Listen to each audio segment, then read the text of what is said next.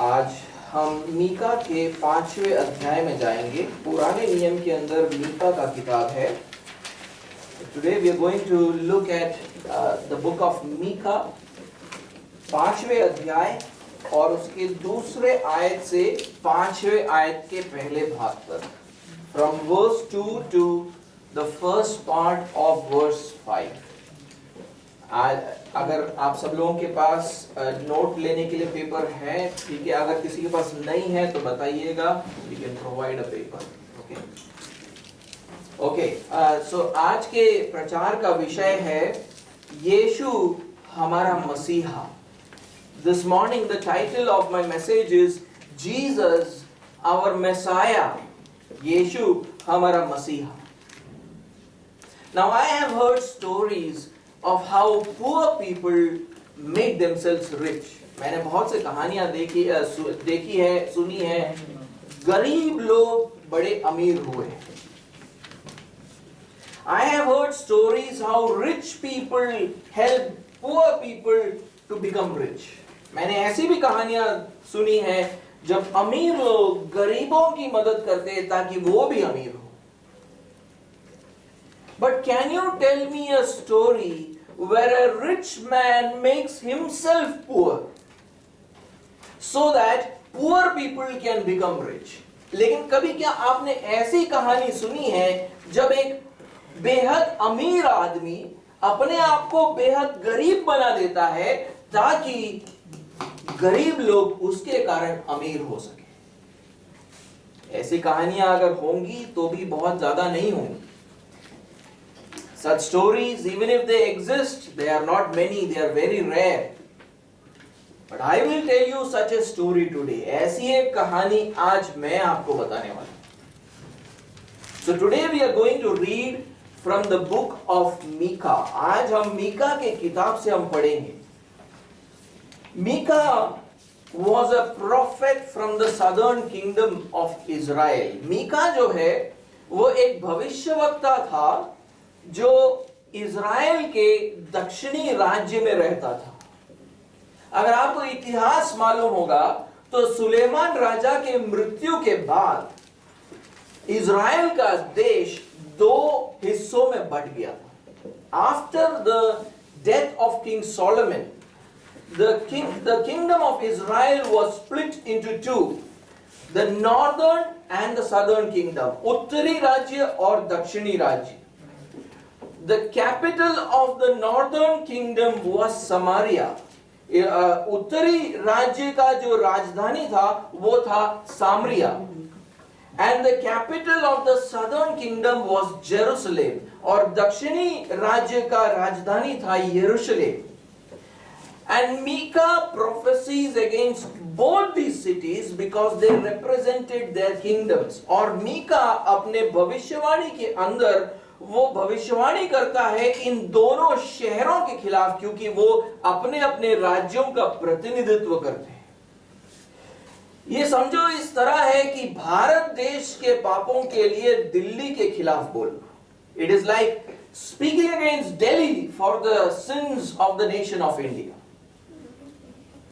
He prophesied against Samaria for the idolatry happening in the northern kingdom। वो भविष्यवाणी करता है सामरिया के खिलाफ, क्योंकि उत्तरी राज्य में बहुत सी मूर्ति पूजा हो रही थी। उन्होंने परमेश्वर को छोड़कर मूर्ति पूजा में लग गए थे।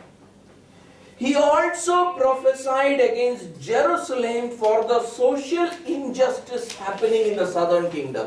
वो यरूशलेम के खिलाफ भी बोलता है क्योंकि दक्षिणी राज्य के अंदर बहुत से सामाजिक अन्याय हो रहे थे वो समय। Because in those days wealthy landowners were trying to take away the lands and houses of poor agricultural peasants। क्योंकि उन दिनों में दक्षिणी राज्य के अंदर धनी जमींदार क्या कर रहे थे पता है? गरीब किसानों के जमीनों को, घरों को हड़पने का प्रयास कर रहे थे। He also spoke against the leaders and prophets who promoted this injustice with their policies and prophecies। वो वहां के अगुओं और वहां के भविष्यवक्ताओं के खिलाफ भी बोलता है, क्योंकि उन्होंने अपनी नीतियों और अपनी भविष्यवाणियों से इस अन्याय को प्रोत्साहन भी दिया। It was like speaking against the government for the current farm laws. ये उस तरह है सरकार की निंदा करना आज के कृषि कानूनों के कारण। The rich and influential people of Judah wanted to exploit the poor people.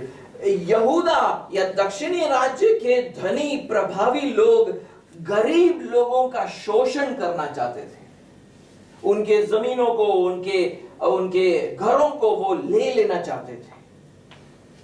And Micah prophesies that God will send an enemy country against both these regions. और मीका भविष्यवाणी करता है कि परमेश्वर इन दोनों राज्यों के खिलाफ उनके दुश्मनों को भेजेगा और पूरे राज्य को ही अपने जमीन से अलग करके प्रवास में भेज देगा। And Micah prophesies that because of what you have done, both these kingdoms will be taken into exile by their enemy countries. They will go into exile in Babylon. The southern kingdom will go into exile in Babylon. वो बोलता है कि दक्षिणी राज्य बाबिलोन में प्रवास के लिए जाएगा। The Babylonians will come and destroy Jerusalem and its temple. वो बोलता है तुम्हारे पापों के कारण यरूशलेम और उसका मंदिर, उसका नाश कर दिया जाएगा बाबिलोन के द्वारा। But so all these things happen, और इसके भविष्यवाणी के बाद ये सारी चीजें हुई। But the unique thing about Micah's oracles are that it alternates between threat of judgment and future hope. और मीका के भविष्यवाणी की एक अनोखी बात है कि वो लोगों को परमेश्वर के आने वाले न्याय के बारे में धमकाता है, लेकिन साथ साथ में भविष्य के लिए एक आशा भी उनके सामने रखता है। परमेश्वर के न्याय के साथ साथ वो ये भी बोलता है कि परमेश्वर आप लोगों को आपके प्रवास से वापस भी लेकर आएगा। Along with the threats, he also says that God will gather you back from exile and restore them back to their land. और वो बोलता है कि तुमको तुम्हारे ही देश में परमेश्वर वापस लेकर आएगा। And he will send a Messiah to accomplish this restoration, to complete this restoration. और वो बोलता है एक मसीहा को परमेश्वर भेजेगा जो आपकी इस पुनर्स्थापना को पूर्तिकरण की तरफ ले जाएगा। Who is that Messiah? ये मसीहा कौन है? And how will he restore them? और वो आकर परमेश्वर के लोगों को पुनर्स्थापित कैसे करेगा? That is the story that you will learn from Micah chapter 5 and verse 2 to 5. और इसी कहानी को हम मीका के 5वें अध्याय 2 आयत से 5वें आयत में देखते हैं। आइए हम उसको एक बार पढ़ें। Let's read Micah chapter 5 verse 2 to first part of verse 5. ऐसा लिखा है वहां पर, हे बेथलेहेम एप्राता, यदि तू ऐसा छोटा है कि यहूदा के हजारों में गिना नहीं जाता, तो भी तुझमें से मेरे लिए एक पुरुष निकलेगा जो इस्राएलियों में प्रभुता करने वाला होगा, और उसका निकलना प्राचीन काल से वरन अनादि काल से होता आया है। इस कारण वह उनको उस समय तक त्याग रहेगा जब तक जच्चा उत्पन्न न करे। तब इस्राएलियों के पास उसके बचे हुए भाई लौटकर उनसे मिल जाएंगे, और वह खड़ा होकर यहोवा की दी हुई शक्ति से और अपने परमेश्वर यहोवा के नाम के प्रताप से उनकी चरवाही करेगा।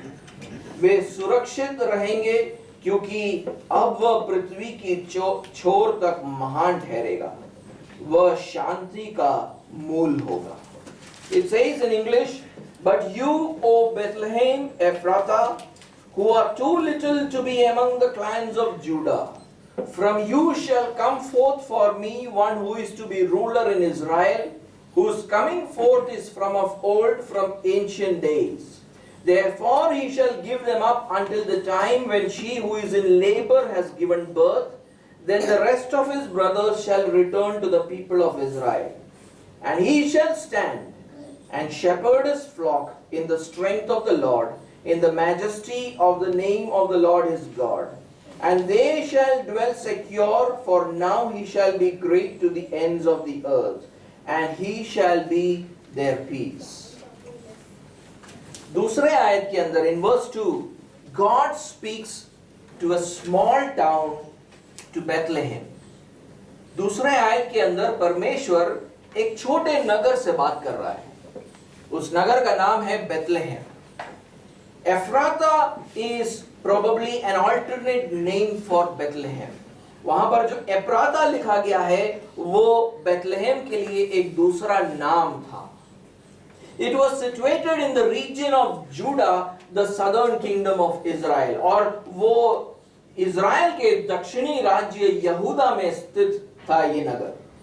And God tells Bethlehem, too little to be among the clans of Judah. और वो बेथलेहेम से कहता है तू ऐसा छोटा है कि यहूदा के हजारों में गिना नहीं जाता। There were many proud and powerful clans living in Judah. यहूदा के अंदर बहुत से गर्वी और सामर्थी कुल वहां पर रहते थे यहूदा में। But Bethlehem was not one of them. लेकिन बेथलेहेम उनमें से एक नहीं था। It was a little place, small and insignificant. वो एक छोटी सी जगह थी, बिल्कुल छोटी और मामूली। So small and insignificant a town that when the towns of Judah were counted in the book of Joshua, it is not even mentioned. इतनी छोटी, इतनी मामूली जगह बेथलेहेम कि आप यहोशू के किताब के अंदर जब वहां पर यहूदा के नगरों का नाम लिया जाता है तो बेथलेहेम का नाम तक नहीं लिया गया। इतनी छोटी, इतनी मामूली जगह। But Bethlehem was the hometown of the greatest king of Israel. लेकिन बेथलेहेम जो है वो इज़राइल के सबसे बड़े राजा, सबसे महान राजा का नगर था। किंग डेविड, दाऊद राजा। We can say that it was the cradle of King David. हम ये बोल सकते हैं कि बेथलेहेम दाऊद का झूला था। And in this cradle, a new ruler of Israel was going to be born. और ये बोला जा रहा है कि इस झूले में इज़राइल का एक नया राजा जन्म लेने वाला है। God says to Bethlehem in the second part of verse 2, for from you one will go forth for me to be ruler of Israel. दूसरे आयत में परमेश्वर बेथलेहेम से कहता है तुझ में से मेरे लिए एक पुरुष निकलेगा जो इज़राइलियों में प्रभुता करने वाला होगा। He will be a descendant of David. वो दाऊद का वंशज होगा। But not any other descendant of David. लेकिन बाकी वंशजों जैसा नहीं। God was proclaiming the birth of Israel's Messiah. यहाँ पर परमेश्वर इज़राइल के मसीहा के जन्म की घोषणा कर रहा है। Who would be God's servant? जो परमेश्वर का सेवक होगा। That is why God says, from you one will go forth for me. उसलिए वो बोलता है, परमेश्वर बोलता है तुझ में से मेरे लिए, यानी मेरा सेवक होगा वो, मेरे लिए एक पुरुष निकलेगा। Because approximately 700 years after this prophecy, when King Herod, who was ruling there in Jerusalem, inquires from the chief priests and the scribes where the Messiah will be born, this verse is quoted by them. क्योंकि 700 साल के बाद जब हेरोद राजा अपने प्रधान याजकों और शास्त्रियों से पूछता है कि मसीहा कहां जन्म लेगा, तो वो लोग उसको मीका के इस वाक्य पे ले जाते हैं। एक बार उसको पढ़े, मत्ती का 2 अध्याय 4 आयत से 6 आयत। Let's read Matthew chapter 2 and verse 4 to 6। देखिए वहां क्या लिखा है। तब उसने, यानी हेरोद राजा ने, तब उसने लोगों के सब प्रधान याजकों और शास्त्रियों को इकट्ठा करके उनसे पूछा, मसीह का जन्म कहां होना चाहिए। उन्होंने उससे कहा, यहूदिया के बेथलेहेम में, क्योंकि भविष्यवक्ता के द्वारा यूं लिखा गया है, हे बेथलेहेम, तू जो यहूदा के प्रदेश में है, तू किसी भी रीति से यहूदा के अधिकारियों में सबसे छोटा नहीं, क्योंकि तुझमें से एक अधिपति निकलेगा जो मेरी प्रजा इस्राएल की रखवाली करेगा। It says, and you, O Bethlehem, okay, let's read from verse 4, and assembling all the chief priests and scribes of the people, Herod inquired of them where the Christ was going to be born.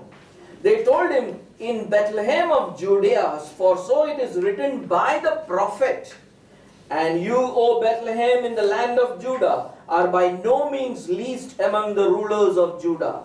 For from you shall come a ruler who will shepherd my people Israel. So he will be a descendant of King David, the ruler and Messiah of Israel. तो वो दाऊद का वंशज जो Israel का राजा और मसीहा बनेगा। But then God says something very perplexing in verse 2. लेकिन उसके बाद परमेश्वर एक हैरान कर देने वाली बात को वो दूसरे आयत के अंदर बोलता है।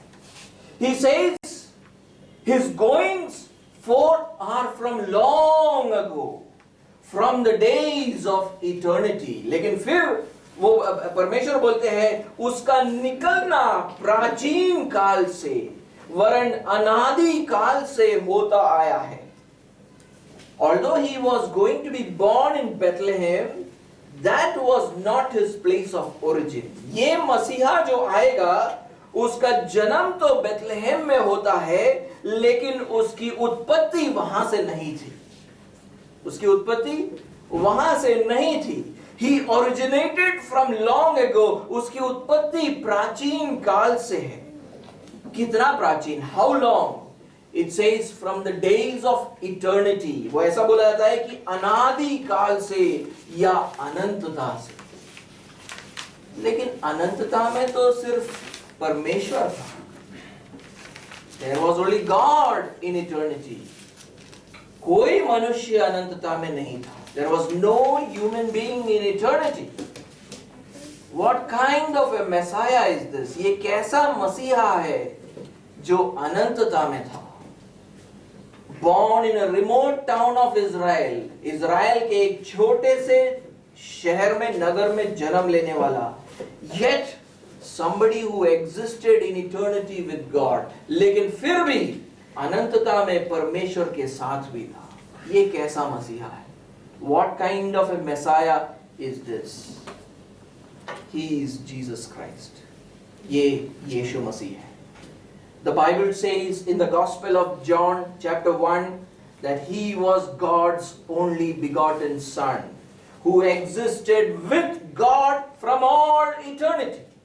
यूहन्ना का पहला जो सुसमाचार है, पहले अध्याय में बोला गया है कि वो परमेश्वर का एकलौता पुत्र था और जो उत्पत्ति से परमेश्वर के साथ था।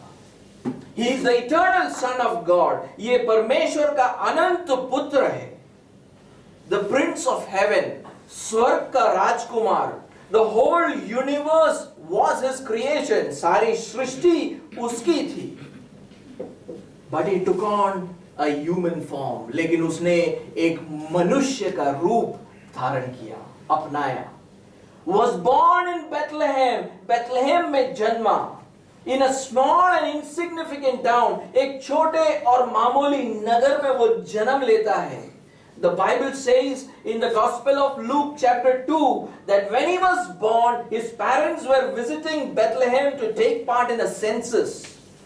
वहां पर लूका के दूसरे अध्याय में बोलता है कि वो जब जन्म लेता है, वहां पर उसके माता पिता बेथलेहम में एक जनगणना के लिए आए थे. Because that was their ancestral hometown, क्योंकि वो उनके बाप दादाओं का नगर था. When they came, they found no home to stay there. वहां पर वो जब आए, उनके लिए कोई घर नहीं था वहां पर.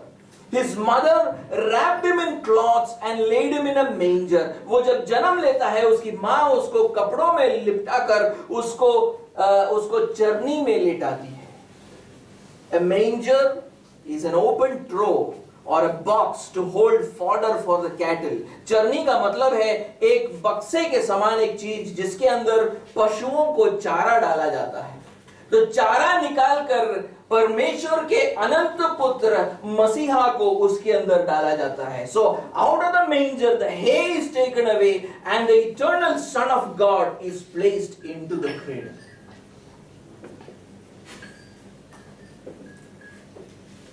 The Prince of Heaven is now in a manger. स्वर्ग का राजकुमार एक चरनी में पैदा होता है. Then in verse 3 the prophet Micah says, Mika के तीसरे आयत में वहां पर ऐसा लिखा गया है, therefore he will give them up until the time when she who is in labor has born a child. वहां पर बोलता है यहोवा अपने लोगों को उनके शत्रुओं के हाथ में सौंप देगा. ये एक दूसरे ट्रांसलेशन को मैं पढ़ रहा हूं क्योंकि ये ट्रांसलेशन जो है हिंदी में बेटर है. दूसरा जो ट्रांसलेशन है वो उसके अंदर सारी चीजें रिफ्लेक्ट नहीं होती, इसलिए मैं इसको पढ़ रहा हूं. यहोवा अपने लोगों को उनके शत्रुओं के हाथ में सौंप देगा. वे उस समय तक वहीं पर बने रहेंगे जब तक वह स्त्री अपने बच्चे को जन्म नहीं देती. Micah says that because of all their sins, God will give up the people of Israel to their enemies. Mika बोलता है कि तुम्हारे पापों के कारण परमेश्वर यहोवा अपने लोगों को उनके शत्रुओं के हाथ में उन्हें सौंप देगा. And that prophecy was fulfilled.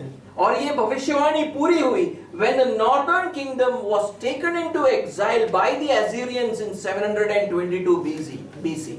और ये भविष्यवाणी तब पूरी होती है जब इज़राइल की जो उत्तरी राज्य है उसको प्रवास में लेकर जाते हैं अशूरी लोग 722 BC में.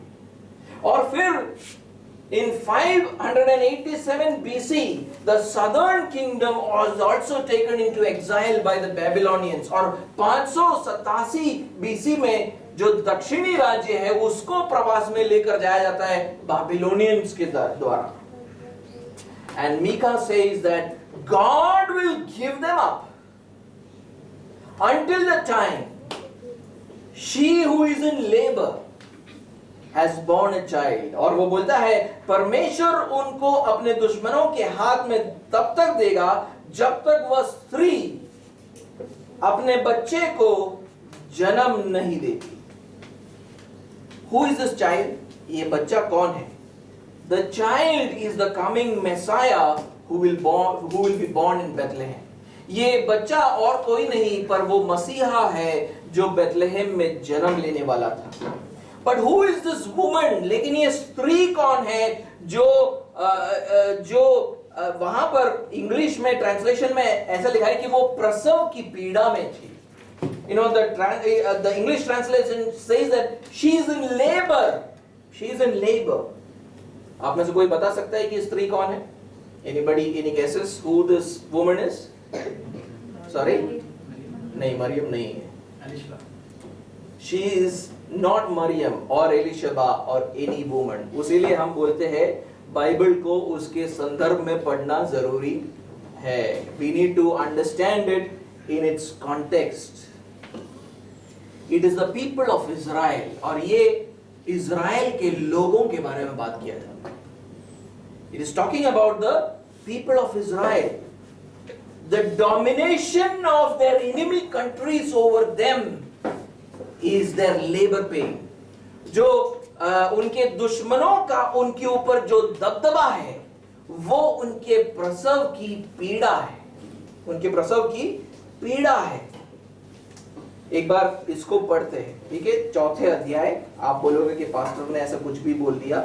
Let's read chapter 4 and verse 9 to 10। ठीक है, वहां पर क्या लिखा है देखो, 9वां है। अब तू क्यों चिल्लाती है? क्या तुझ में कोई राजा नहीं रहा? क्या तेरा युक्ति करने वाला नष्ट हो गया, जिससे जच्चा स्त्री के समान तुझे पीड़ा उठती है? Like a pregnant woman you are in labour. हे सिय्योन की बेटी, ठीक है, सिय्योन की बेटी, जच्चा स्त्री के समान पीड़ा उठाकर उत्पन्न कर, क्योंकि अब तू घड़ी में से निकलकर मैदान में बसेगी, वरन बेबीलोन तक जाएगी, वहीं तू छुड़ाई जाएगी, अर्थात वहीं यहोवा तुझे तेरे शत्रुओं के वश में से छुड़ा लेगा। It says, now why do you cry aloud? Is there no king in you? Has your counselor perished? That pain seized you like a woman in labor? Wreathe and groan, O daughter of Zion, like a woman in labor. For now you shall go out from the city and dwell in the open country. You shall go to Babylon. There you shall be rescued. There the Lord will redeem you from the hand of your enemies. तो यहाँ पर सिय्योन की बेटी के बारे में बात किया जा रहा है. It is talking about the daughter of Zion. Who is the daughter of Zion? Zion, सिय्योन की बेटी कौन है? It is the people of Israel. ये इज़राइल के लोग हैं जिनके बारे में सिय्योन की पुत्री कहा जाता है. Zion refers to Jerusalem. सिय्योन यानी यरूशलेम, which was the capital of Israel, जो इज़राइल की राजधानी थी. In verse 10 it is written that God will rescue a remnant from Babylon. 10वें आयत में ऐसा लिखा है कि परमेश्वर अपने लिए कुछ लोगों को बाबिलोन से बचाकर लेकर आएगा. ये लोग प्रवास में गए थे, वहां से परमेश्वर उनको वापस लेकर आता है. The place where the southern kingdom of Israel was taken into exile. Babylon वो जगह है जहां पर दक्षिणी राज्य को प्रवास में लेकर गया था. And Micah says, there you will be rescued. There the Lord will redeem you from the land of your enemies. और परमेश्वर उनसे बोलता है मीका के द्वारा कि वहीं तू छुड़ाई जाएगी, अर्थात वहीं यहोवा तुझे तेरे शत्रुओं के वश में से छुड़ा लेगा. They will come back from Babylon. वो बाबिलोन से वापस आएंगे, but they will continue to be under the domination of enemy countries. लेकिन वापस तो आ जाएंगे, लेकिन फिर भी बहुत सालों तक वो अपने शत्रुओं के प्रधानता में रहेंगे. They will continue to be in labor pain. और वो लगातार प्रसव की पीड़ा में बनी रहेगी. जैसे कि मैंने बोला, प्रसव की पीड़ा उनके शत्रुओं का जो उनके ऊपर दबदबा था उसके बारे में बताता है. The Persians, the Greeks, the Romans will continue to cruelly rule over them. फारसी लोग, यूनानी लोग, रोमी लोग उनके ऊपर बड़े क्रूरता के साथ उनके ऊपर राज्य करेंगे. उनकी प्रसव की पीड़ा बढ़ती जाएगी. The labor pain will increase, but they will continue to trust in the Lord. लेकिन ये लोग जो वापस आए हैं प्रवास से, वो अपना विश्वास यहोवा पर रखते हैं. उनके पेट में एक मसीहा की आशा थी. In their womb is the hope of a Messiah, that a Messiah will come. उस आशा को लेकर वो वापस आए थे. They came with that hope of the Messiah. Through them the Messiah will come into this world. परमेश्वर अपने मसीहा को उन लोगों के द्वारा इस दुनिया में लेकर आएगा. जो लोग बाबिलोन गए थे वहां से वो उन्हें वापस यहूदा लेकर आता है. यहूदा में जो वापस आए थे प्रवासी लोग, उनमें से मसीहा निकल कर आता है. That is why we see that when Jesus was born, the people of Judah were expectantly waiting for the Messiah to come. उसलिए आप देखते हो कि जब यीशु मसीह का जन्म होता है, यहूदा के लोग उसकी बाट जो रहे थे. You take Zachariah, Elizabeth, Joseph, Mary, Simeon, the prophetess Anna, all of them were waiting for this Messiah. आप जकरिया ले लो, शिबा ले लो, यूसुफ ले लो, मरियम ले लो, शमोन ले लो, हन्ना ले लो, ये सारे कौन थे? वो मसीहा की बाट जो है। Then in verse 3 Micah says, then the remainder of his brethren will return to the sons of Israel. और फिर मीका कहता है तब इज़राइलियों के पास उसके बचे हुए भाई लौटकर उनसे मिल जाएंगे। Many Israelites did not come back from exile. जब बहुत सारे इजरायली लोग जब प्रवास में गए वो कभी वापस लौट कर आए ही नहीं। They did not come back. They were the diaspora. उनको प्रवासी लोग बोलते हैं। Jews were scattered all over the nations. यहूदी लोग प्रवास में जाने के बाद पूरी दुनिया में तितर बितर थे। When Jesus the Messiah comes onto the scene in Israel, जब यीशु मसीह मसीहा इज़राइल में आता है, many of these scattered Jews also believe in him. और ये जो प्रवासी लोग थे उन्होंने दूर से इस मसीहा के बारे में सुना और उसके ऊपर विश्वास किया। They repent from their sins and turn back to God. ये प्रवासी लोग भी उसकी संदेश को सुनकर उसके ऊपर विश्वास कर कर अपने पापों से मुंह फेरते और परमेश्वर के पास लौट आते हैं। The true sons of Israel are only those who have their hope in the Messiah. सच्चे इज़राइली वो है जिनका भरोसा उस मसीहा के ऊपर था। सभी इज़राइली नहीं थे, जिनका भरोसा मसीहा के ऊपर था वो सच्चे इज़राइली थे।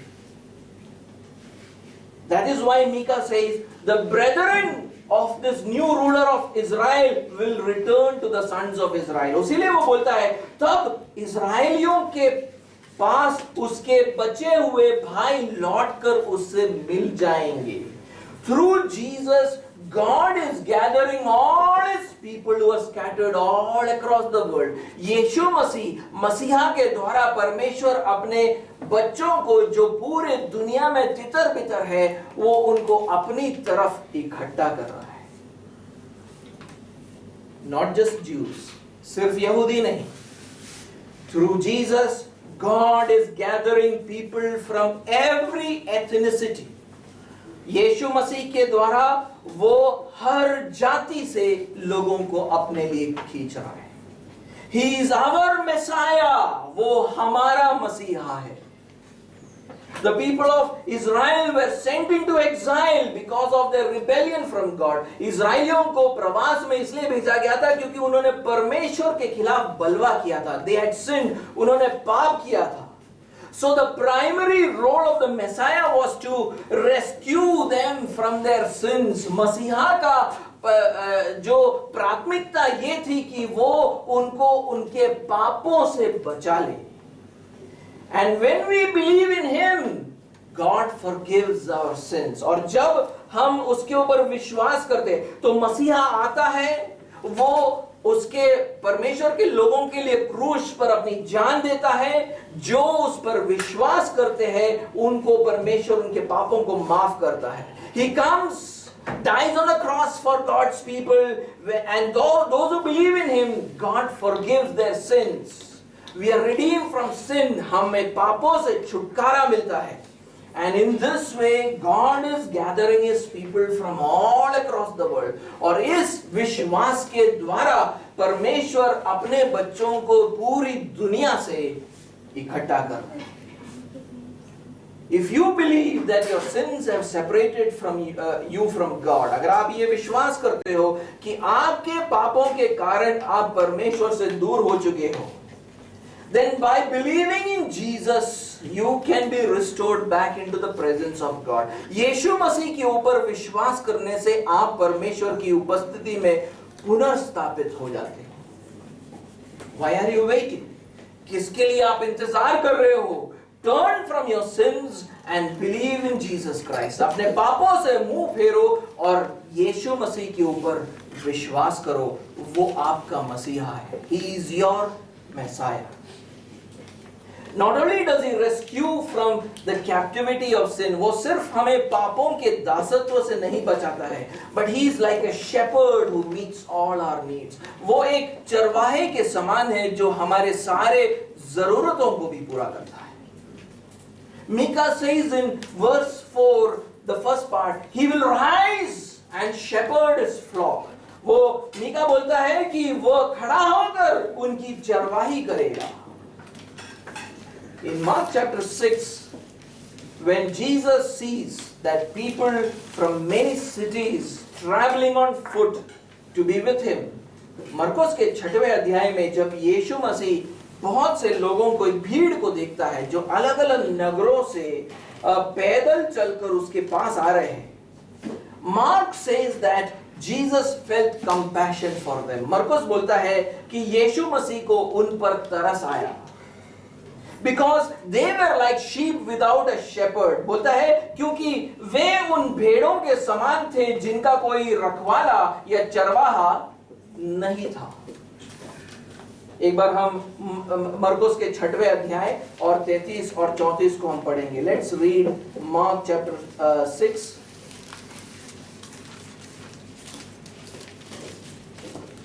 and verse 33 and 34. 33 और 34. बहुतों ने उन्हें जाते देखकर पहचान लिया, यीशु मसीह को पहचान लिया, और सब नगरों से इकट्ठे होकर वहां पैदल दौड़े और उनसे पहले जा पहुंचे. उसने उतरकर बड़ी भीड़ देखी और उन पर तरस खाया, क्योंकि वे उन भेड़ों के समान थे जिनका कोई रखवाला ना हो, और वह उन्हें बहुत से बातें सिखाने लगा. Now many saw them going and recognized them, and they ran there on foot from all the towns and got there ahead of them. When he went ashore, he saw a great crowd, and he had compassion on them because they were like sheep without a shepherd. And he began to teach them many things. When the people of Israel did not have good leaders, but evil leaders, it was said that they were like sheep without shepherd. जब Israel के लोगों के अगुवे अच्छे नहीं थे लेकिन बुरे अगुवे थे उनके बीच के अंदर, तो ऐसा बोला जाता है कि वो बिना चरवाहे के भेड़े थे. They were like sheep without a shepherd, because instead of meeting their needs, the leaders exploited them. क्योंकि ये जो अगुवे थे इज़राइल के, वो उनकी जरूरतों को पूरा करने के बदले उन्हीं का शोषण करते थे. Jesus is the chief shepherd of his people. सिर्फ यीशु मसीह अपने उसके लोगों का मुख्य चरवाहा है. And he will meet their needs. और यीशु मसीह उनके जरूरतों को पूरा करता है. When people came running to him in Mark chapter 6, the first need that he met was their spiritual need. जब वो मरकुस के 6वें अध्याय में यीशु मसीह लोगों को, भीड़ को अपनी तरफ आते हुए देखता है, तो उनकी सबसे पहली जरूरत को वो पूरा करता है. वो क्या है मालूम है? आत्मिक जरूरत. The spiritual need. He met their spiritual need by teaching them from the word of God. उसने उनके पहले जरूरत को पूरा किया. कैसे पता है? वचन को सिखाकर. वचन को सिखाकर. That is why in Mark chapter 6 verse 34 it says, he began to teach them many things. उसीलिए मरकुस के 6वें अध्याय 34वें आयत में वो बोलता है, वह उन्हें बहुत से बातें सिखाने लगा. But the good shepherd Jesus not only meets their spiritual needs but also met their physical needs by providing food for them. वहां पर आप ये भी देखते हो कि यीशु मसीह सिर्फ उनके आत्मिक जरूरतों को पूरा नहीं करता है, लेकिन उनके शारीरिक जरूरतों को भी पूरा करता है. In Mark chapter 6 and verse 42 says, they all ate and were satisfied. 6वें अध्याय 42वें आयत में ऐसे लिखा है, सब खाकर तृप्त हो गए. And then Micah says, Micah उसके बाद बोलता है, and they will remain, because at that time he will be great to the ends of the earth. और फिर मीका बोलता है कि वह सुरक्षित रहेंगे क्योंकि अब वह पृथ्वी की छोर तक महान ठहरेगा. The flock of the shepherd will remain. The sheep of God will remain. वहां पर ऐसा बोला जा रहा है कि इस चरवाहे की भेड़ें सुरक्षित रहेंगी। Remain means to endure. वहां पर रहने का मतलब है कि वो बने रहते हैं। God's people will endure for ever. परमेश्वर के लोग हमेशा के लिए बने रहेंगे, आत्मिक रीति से और शारीरिक रीति से, क्योंकि मीका कहता है कि उनका मसीहा पृथ्वी की छोर तक महान बन चुका है। You know, the people of God will endure forever spiritually and physically, because Micah says that their Messiah will be great to the ends of the earth. When it is said that a ruler has become great to the ends of the earth, it means that all his enemies have been destroyed. जब ये बोला जाता है कि कोई भी राजा के बारे में कि पृथ्वी की छोर तक वो महान हो गया है, उसका मतलब है कि उसने अपने सारे दुश्मनों को खत्म कर दिया है। And his people have no enemies to be afraid of. अब उसके लोगों को डरने की कोई बात नहीं है। They will prosper. वो उन्नति पाएंगे। Similarly, the people of God have no enemies to fear now. अब परमेश्वर के लोगों को डरने के लिए कोई दुश्मन बच नहीं गया है। वो हर बात में उन्नति पाएंगे। They will prosper in every way because their king, Messiah Jesus, has destroyed all their enemies. क्योंकि उनका राजा और उनके चरवाहे ने उनके सारे दुश्मनों को खत्म कर दिया है। कौन से दुश्मन? पाप, शैतान और मृत्यु। Because he defeated sin, Satan and death. By believing in Jesus, we have been redeemed from sin. यीशु मसीह के ऊपर विश्वास करने से हम पाप से छुड़ाए गए। We have become God's people. हम परमेश्वर के लोग हो गए। लेकिन वो तो सिर्फ शुरुआत थी। But that was just the beginning. Jesus is now our shepherd. यीशु मसीह हमारा अब चरवाहा है। He nourishes us spiritually with His word. वो हमें अपने वचन को देकर हमें आत्मिक रीति से हमारा पालन पोषण करता है।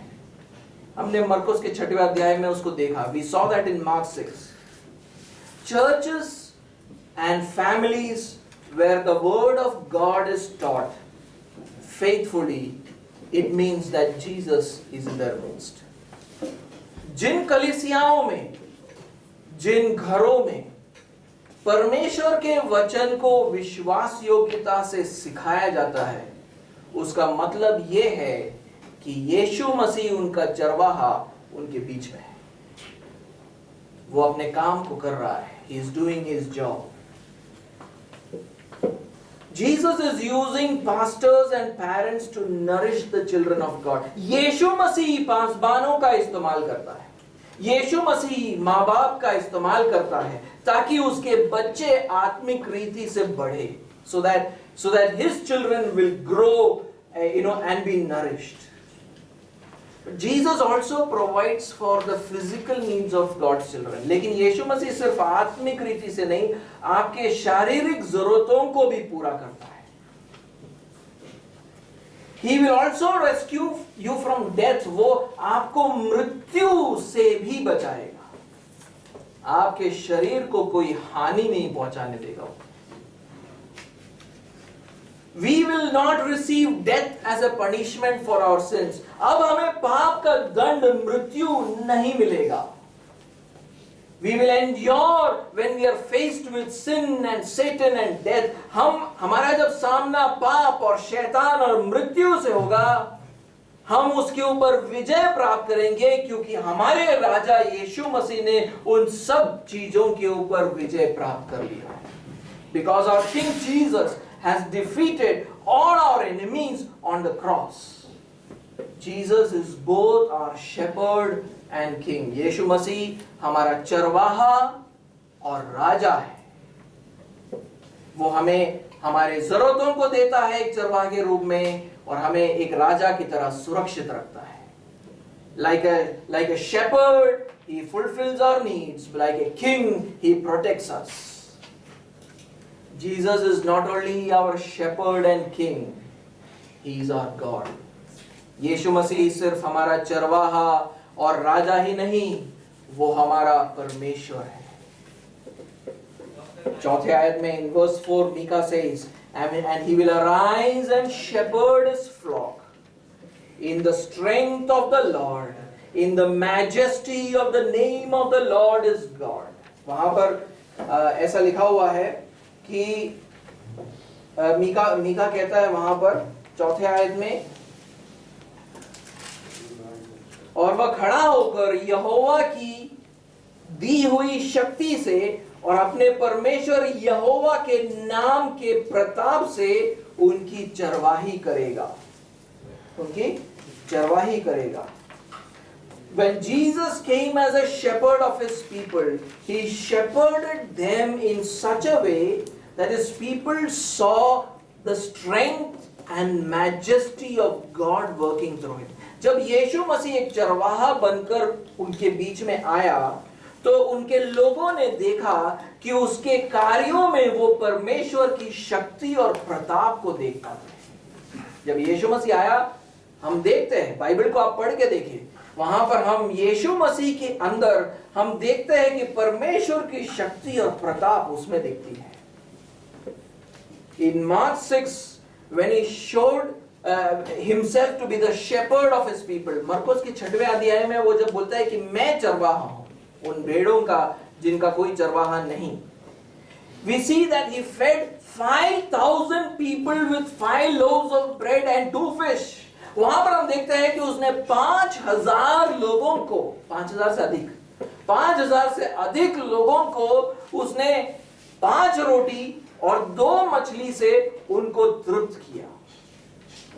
एक बार हम उसको पढ़ें, Mark chapter 6 and verse 35 to 44। मैं सिर्फ हिंदी में पढ़ूंगा, मरकुस का 6वां अध्याय और 35 से 44। जब दिन बहुत ढल गया तो उसके चेले उसके पास आकर कहने लगे, ये सुनसान जगह है और दिन बहुत ढल गया है, उन्हें विदा करके चारों ओर के गांवों और बस्तियों में जाकर अपने लिए कुछ खाने को मोल ले। उसने उत्तर दिया, तुम ही उन्हें खाने को दो। उसके चेले उससे कहते हैं, देखना ध्यान से देखना, उसके चेले क्या बोलते हैं? चेले बोलते हैं, क्या हम 100 दिनार की रोटियां मोल ले इन्हें देने के लिए? इतने लोग हैं, इनके लिए तो पूरे साल की आमदनी लग जाएगी। उसने उनसे कहा, जाकर देखो तुम्हारे पास कितनी रोटियां हैं। उन्होंने मालूम करके कहा, 5 और 2 मछली भी। तब उसने उन्हें आज्ञा दी कि सबको हरी घास पर पाती पाती से बैठा दो। वे 100 और 50 करके पाती पाती बैठ गए। उसने उन 5 रोटियों को और 2 मछलियों को लिया, स्वर्ग की ओर देखकर धन्यवाद किया और रोटियां तोड़ तोड़ कर चेलों को देता गया कि वे लोगों को परोसे, और वे 2 मछलियां भी उन सब में बांट दी। सब खाकर तृप्त हो गए और उन्होंने टुकड़ों से 12 टोकरियां भर कर उठाई, और कुछ मछलियों से भी जिन्होंने रोटियां खाई वे 5,000 पुरुष थे। 5 रोटी 2 मछली से 5,000 लोगों को खाना खिलाया। खाना खिलाने के बाद भी 12 टोकरियां खाना बच गया था। So with 5 loaves of bread and 2 fish he feeds 5,000 people. Even after feeding more than 5,000 people, 12 baskets of food were left. Israel के इतिहास में किसी मनुष्य ने ऐसे कामों को नहीं किया। In the history of Israel, no human being has done anything like this. Only God has done such things. सिर्फ परमेश्वर यहोवा ने ऐसी बातों को उनके मध्यस्थ में किया था। एक कहानी में आपको याद दिलाना चाहूंगा। I would like to remind you of one story. After Israel came out of captivity from Egypt, the people of Israel complained, "We want meat." या इज़राइल के लोग मिस्र से छुड़ाए गए परमेश्वर के द्वारा, वो वहां से छूट कर आते हैं तो बोलते हैं हमें खाने के लिए मांस चाहिए, क्योंकि वो रेगिस्तान से सफर कर रहे थे, खाने के लिए कुछ नहीं था, उनको मांस चाहिए था। They wanted meat to eat. They were traveling through the wilderness. देखिए गिनतियों का किताब निकाले. Let's read Numbers chapter 11 and verse 13. देखिए वहां पर मूसा क्या बोलता है. मूसा उनका लीडर था. So Moses was the leader of Israel. देखिए वो वहां पर क्या बोलता है. गिनतियों का किताब 11वां अध्याय और 13वां आयत. मुझे इतना मांस कहां से मिले कि इन सब लोगों को दूं. ये यह कह कर मेरे पास रो रहे हैं कि तू हमें मांस खाने को दे. Where am I? I am reading from Numbers 11 verse 13. Where am I to get meat to give to all these people? Moses says. For they weep before me and say, give us meat that we may eat. Then God tells Moses in verse 18 to 20. और फिर परमेश्वर मूसा को कहता है 18 और 20वें आयत में, और लोगों से कह, कल के लिए अपने को पवित्र करो, तब तुम्हें मांस खाने को मिलेगा. क्योंकि तुम यहोवा के सुनते हुए यह कह कर रोए हो कि हमें मांस खाने को कौन देगा.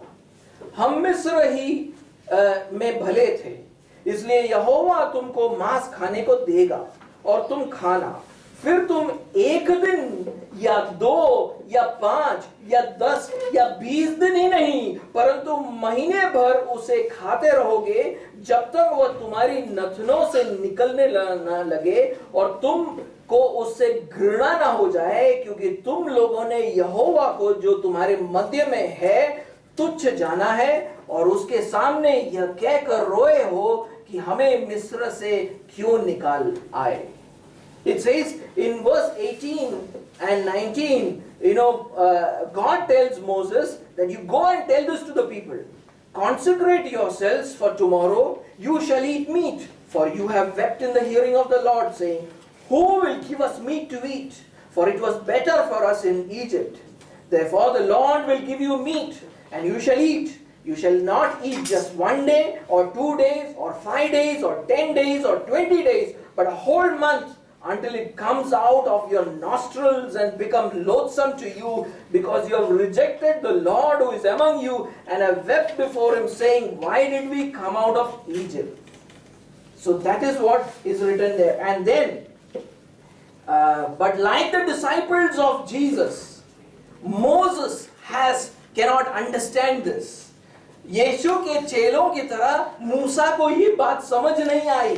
That's why Moses replies to God in verse 21 and 22. उसने मूसा जवाब देता है परमेश्वर को 21 और 22वें आयत में. देखो मूसा क्या बोलता है. फिर मूसा ने कहा, जिन लोगों के बीच में मैं हूं उनमें से 6 लाख तो प्यादे ही हैं. वो बोलता है 6 लाख से ज्यादा लोग हैं मेरे साथ. वो पूछता है, और तूने कहा कि मैं उन्हें इतना मांस दूंगा कि वे महीने भर उसे खाते ही रहेंगे. क्या वे सब भेड़ बकरी गाय बैल उनके लिए मारे जाए कि उनको मांस मिले? बोले कि सारे भेड़ बकरी गाय बैल सबको मार दूं क्या? ऐसा पूछता है. और फिर वो बोलता है, क्या समुद्र की सब मछलियां उनके लिए इकट्ठी की जाए कि उनको मांस मिले? तो बोले कि वो पूछता है कि समुद्र की सारी मछलियां निकाल दो तो भी इनके लिए कम पड़ेगी. And then in verse 22 mass mile. So then this is what Moses says. Moses said, the people among whom I am number 600,000 on foot. He says there are more than 6 lakh people, and you have said, I will give them meat that they may eat a whole month. Shall flocks and herds be slaughtered for them and be enough for them? He's asking, shall I slaughter all the flocks and herds to feed them? Or shall all the fish of the sea be gathered together for them and be enough for them? और देखिए 23वीं आयत में परमेश्वर क्या बोलता है. यहोवा ने मूसा से कहा, क्या यहोवा का हाथ छोटा हो गया है? अब तू देखेगा कि मेरा वचन जो मैंने तुझसे कहा है वह पूरा होता है कि नहीं. And the Lord said to Moses, is the Lord's hand shortened? Now you shall see whether my word will come true for you or not. और फिर 31 और 32 आयत को हम पढ़ेंगे. Let's read verse 31 and 32. तो अब यहोवा की ओर से एक बड़ी आंधी आई और वह समुद्र से बटेरे, बटेरे यानी एक तरीके के पक्षी होते, बटेरे उड़ाकर छावनी पर और उसके चारों ओर इतनी ले आई कि वे इधर उधर एक दिन के मार्ग तक भूमि पर 2 हाथ के लगभग ऊंचे तक छा गई। समझ रहे हो इसका मतलब? इतनी पक्षियां कि आप एक तरफ अगर एक दिन सफर करोगे उतने जगह तक ये भर गई। वही नहीं, कितने गहराई तक? भूमि के 2 हाथ, यानी बोलते हैं कि 3 फुट नीचे तक ये भर गई। So, it says, then a wind from the Lord sprang up and it brought quail from the sea and let them fall beside the camp, about a day's journey on this side and a day's journey on the other side. Yani, that means that if you travel for 1 day, that much distance these birds had filled the land. And it says that about 2 cubits above the ground, that means about 3 feet they were filled up. और 32वां आयत बोलता है, और लोग उठकर उस दिन भर और रात भर और दूसरे दिन भी दिन भर बटेरों को बटोरते रहे। जिसने कम से कम बटोरा उसने 10 होमर बटोरा और उन्होंने उन्हें छावनी के चारों ओर फैला दिया। It says, and the people rose all that day, all night, all the next day and gathered the quail. कितना यानी कितने पक्षियां आए होंगे आप सोच सकते हो? Can you imagine the amount of quail that was around the camp of Israel? When Jesus fed more than 5,000 men with 5 loaves of bread and 2 fish and had 12 baskets left over, he was showing them that the strength and the majesty of the God of Israel, which was seen there, you are seeing it through. यीशु मसीह बोल रहा था, जब वो 5,000 लोगों को 5 रोटी 2 मछली से तृप्त करता है, बाकी 12 कटोरे बाकी बच जाते हैं, वो बोल रहा था कि परमेश्वर यहोवा का जो सामर्थ प्रताप जो तुमने पुराने नियम के अंदर देखा था, वो आज तुम मेरे द्वारा देख रहे हो।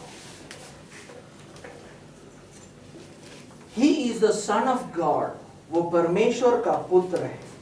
He is in essence God. उसमें परमेश्वरत्व है। He is one of the 3 persons in God. परमेश्वर के अंदर 3 व्यक्ति है, परमेश्वर पिता, परमेश्वर पुत्र, परमेश्वर पवित्र आत्मा। God the Father, God the Son, God the Holy Spirit. That is why in Colossians chapter 1:15 it tells about Jesus. He is the image of the invisible God. उसीलिए कोलोसियों के पहले अध्याय 15वें आयत में ये बोला जाता है कि यीशु मसीह अदृश्य परमेश्वर का प्रतिरूप है। And then in Hebrews chapter 1 verse 3 he says he is the radiance of God's glory and the exact representation of his nature. वो बोलता है यीशु मसीह परमेश्वर की महिमा का प्रकाश और उसके तत्व की छाप है। But God took on a human form. लेकिन उस परमेश्वर ने मनुष्य का रूप लिया। To become a representative of sinful human beings like us. ताकि वो हम जैसे पापी मनुष्यों का प्रतिनिधि बन पाए। He came to do what we could not do. वो करने आया जो हम नहीं कर सकते थे। We could not fulfill the laws of God. हम परमेश्वर के नियमों को कभी पूरा नहीं कर सकते थे। But he perfectly fulfilled all the laws of God. लेकिन उसने परमेश्वर के सारे नियमों को पूरी तरीके से उसका पालन किया। He fulfilled the righteousness of God. उसने परमेश्वर की धार्मिकता को पूरा किया। क्यों? Why? So that all those who believe in him will be covered with his righteousness. ताकि जो कोई उसके ऊपर विश्वास करे, उसकी धार्मिकता उनके ऊपर डाली जाए। We could not pay the price of our rebellion. हम हमारे पापों का दाम हम नहीं चुका सकते थे, लेकिन वो चुका सकता था। He could pay for it. He could satisfy the wrath of God. वो परमेश्वर के क्रोध को पूरा कर सकता था। And he did it. और उसने वो किया। He was covered with our sins. वो हमारे पापों से लादा गया, उसकी धार्मिकता हम पे लादी गई, हमारे पाप उस पर लादे गए. You know, his righteousness was imputed on us. Our sins were imputed on him, so that all those who believe in him, their sins shall be forgiven. ताकि जो कोई उसके ऊपर विश्वास करे, उनके पापों को परमेश्वर माफ करे. Jesus is God who took on a human form. यीशु मसीह परमेश्वर है जिसने मनुष्य का रूप लिया. He brought peace between sinful human beings and the holy God. वो एक पवित्र परमेश्वर और पापी मनुष्यों के बीच में वो शांति को लेकर आया. That is why Micah ends by saying, "This one will be our peace." उसलिए Mika कहता है वह शांति का मूल होगा, क्योंकि परमेश्वर और पापी मनुष्यों के बीच में वो शांति लेकर आया. Between sinful human beings and a holy God, he brought peace. When Jesus, and this happened, this prophecy was fulfilled 700 years later on a cross outside Jerusalem. और ये भविष्यवाणी मीका की पूरी हुई जब 700 साल के बाद यीशु मसीह क्रूस के ऊपर टांग कर मारा गया यरूशलेम के बाहर. When Jesus came and died for us on the cross, जब यीशु मसीह आकर हमारे लिए क्रूस पर अपनी जान देता है. That is why Jesus, our God, is worthy of our worship. उसीलिए यीशु मसीह हमारा परमेश्वर हमारे आराधना के योग्य है हर दिन, every single day. तो आइए हम आराधना से ही खत्म करें और फिर उसके बाद में प्रार्थना करें.